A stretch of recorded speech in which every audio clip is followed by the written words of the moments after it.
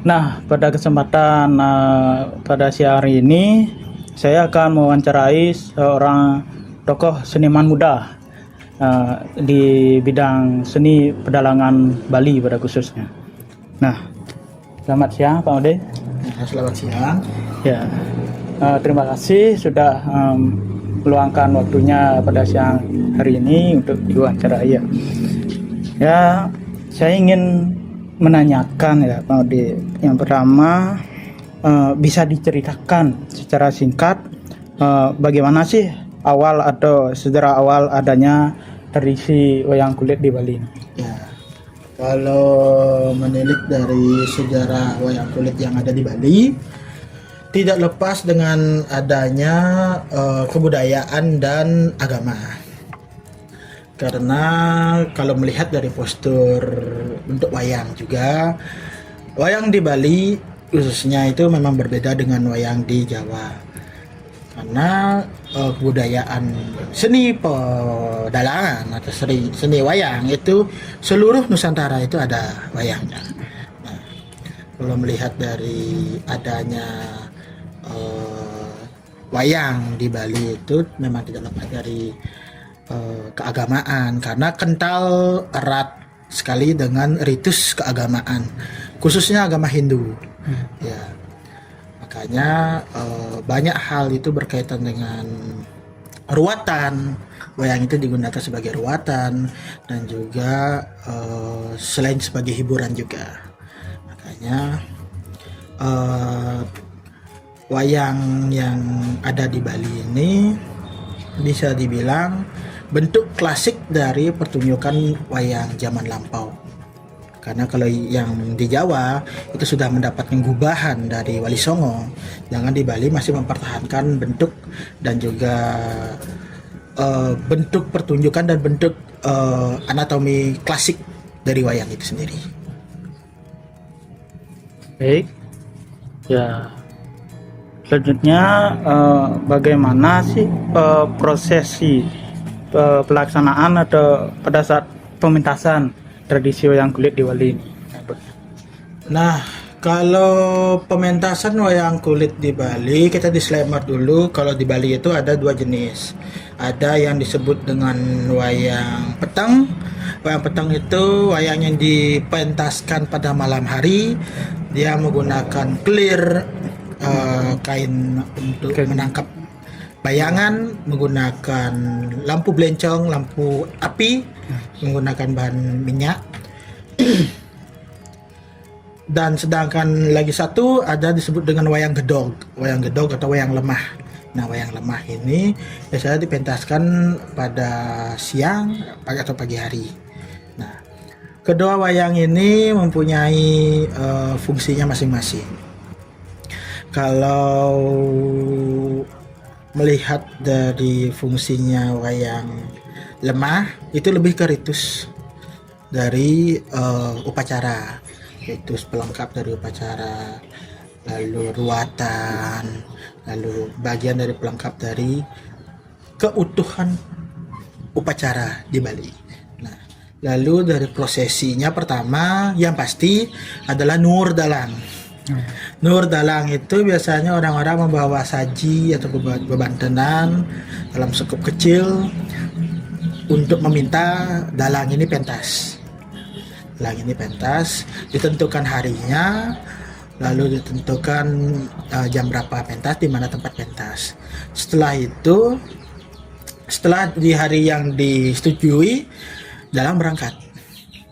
Dalang berangkat bersama dengan peralatan wayang, gender, dan juga penabuh atau pengerawitnya. Setelah itu sampai di tempat pentas, biasanya dalang tidak langsung pentas, karena ada lagi ritus atau upacara untuk dalang itu pribadi sendiri. Ada duduknya bagaimana, lalu ada banten namanya pengungkap keropak. Pengungkap keropak ini banten pertama sebelum keropak ini dibuka. Nah, setelah melakukan upacara kecil, ya ritus kecil untuk dalang ini memohon izin kepada Tuhan Yang Maha Esa, lalu juga memohon izin di tempat yang akan dia pentas, baru mulai untuk mendalang seperti itu. Setelah mendalang upacara wayangan selesai, wayang tidak langsung serta-merta dimasukkan ke tengah keropak, tapi ada ritus lain. Ada ritus namanya pengrampet. Pengrampet itu bebantenan besar, bantenan terakhir untuk mengakhiri dari pertunjukan wayang ini. Biasanya di sela-sela pengrampet ini yang mempunyai hajatan atau yang mempunyai acara meminta tirta atau air suci dari dalang. Itu biasanya untuk bagian dari kelengkapan prosesi upacara itu sendiri. Biasanya nur tirtan dalang atau nur titan wayang.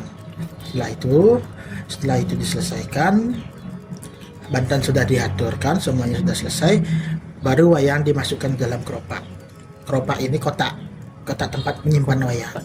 Nah, dimasukkan, baru selesai dan dalang beserta alat-alatnya bisa kembali ke rumah. Seperti itu. Itu kalau untuk wayang lemah. Kalau untuk wayang peteng pun mirip, cuma dari esensi fungsi dari pertunjukan wayangnya bisa dibedakan. Kalau wayang lemah itu biasanya difungsikan sebagai ritus upacara, sebagai pelengkap dari upacara itu sendiri. Sedangkan kalau wayang peteng itu dia bisa bersifat hiburan. Ya, tapi tidak melepaskan esensi dari wayang petang itu dengan ritus juga, dengan upacara juga, karena ada ruatan, ya, pengeruatan dalang itu memang dilakukan di saat malam menggunakan wayang petang juga. Tata caranya mirip, cuma setelah pentas itu dalang melakukan pengeruatan, dalang melakukan pencucian pada orang yang diruat atau meruat tempat seperti itu.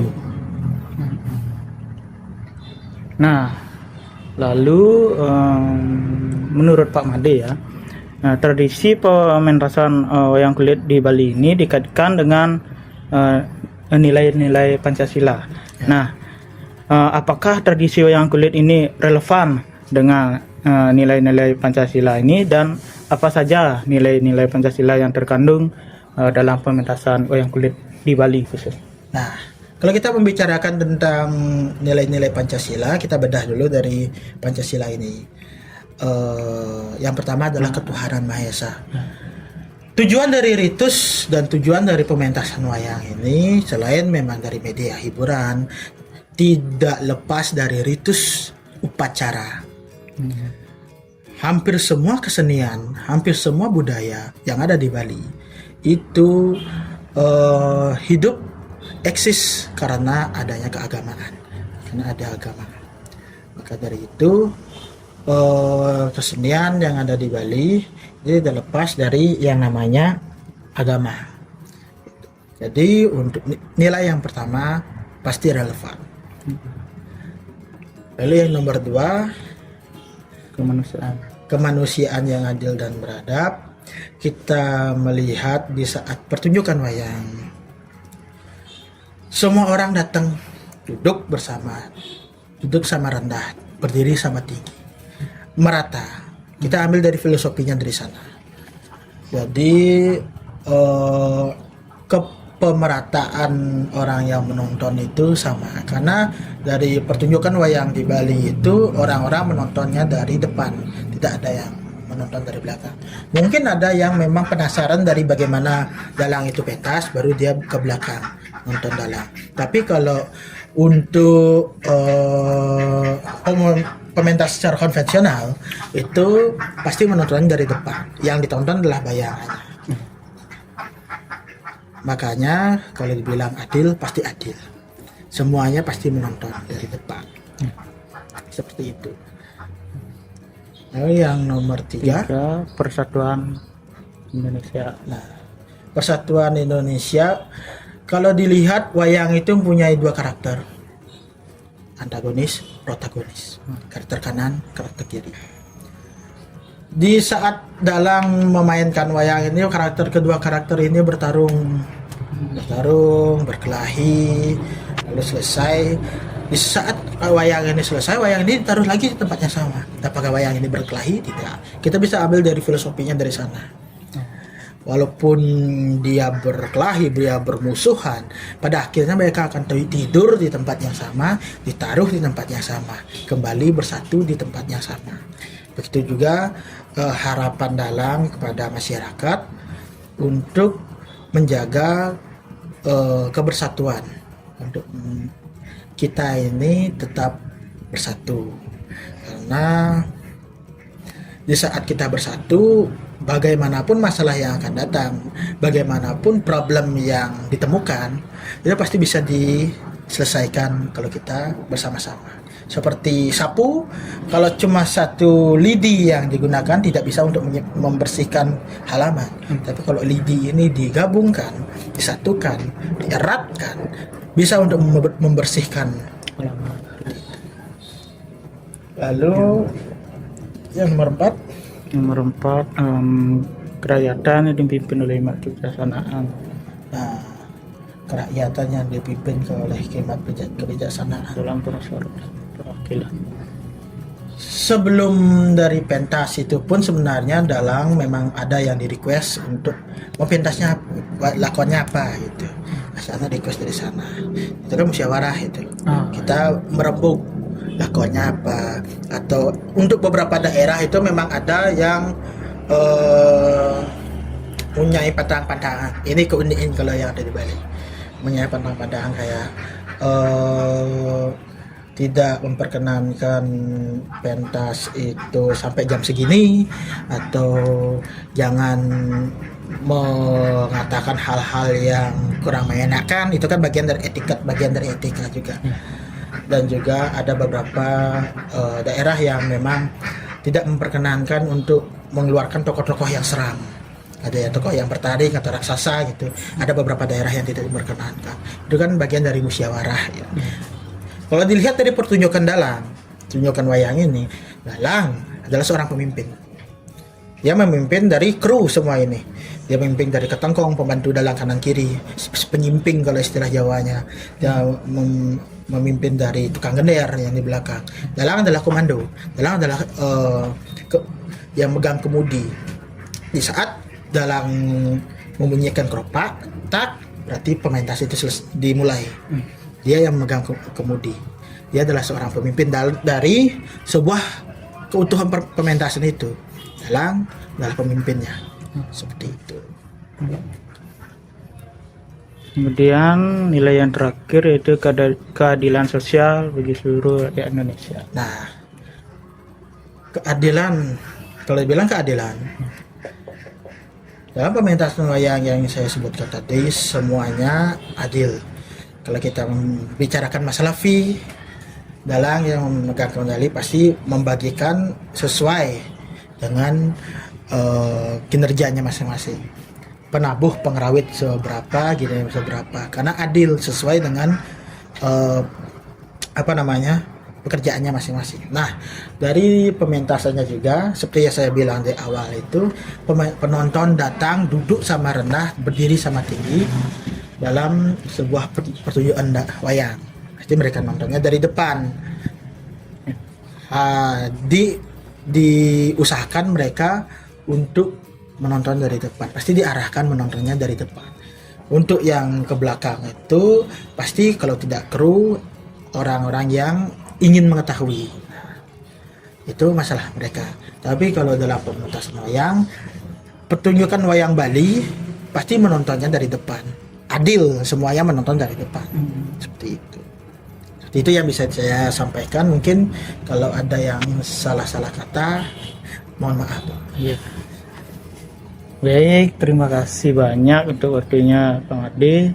Ternyata nilai-nilai Pancasila pada pementasan wayang kulit ini sangat banyak sekali ya, Sangat isinya. mengenai makna filosofis yang juga mendalam. Ya, mungkin ada beberapa yang belum saya sampaikan, mungkin bisa dicari lagi. Karena kalau pertunjukan wayang ini pasti meluas, sangat kompleks. Saya yakin sangat kompleks. Dan dengan keterbatasan ilmu yang saya miliki, mungkin hanya segitu yang bisa saya sampaikan. Baik, ya terima kasih banyak. Ini informasi yang sangat bermanfaat. Ya, semoga informasi ini juga berguna untuk masyarakat, banyak orang ya, serta juga dan juga tradisi wayang kulit ini untuk tetap lestari dan juga jaga ya untuk generasi muda. Ya. Baik, terima kasih atas waktunya Pak Ade. Saya akhiri wawancara pada siang hari ini dengan mengaturkan Prama Santi. Oh, Santi.